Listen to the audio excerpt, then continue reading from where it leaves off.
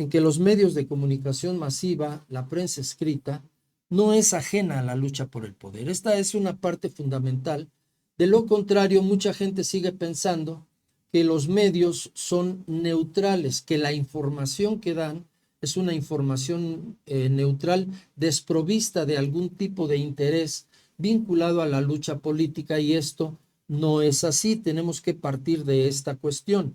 Otra cosa es que en un momento dado puedan presentar algunas opiniones, algún tipo de información sin carga ideológica, sin intencionalidad política y social, pero en la mayoría de los casos esto no es así.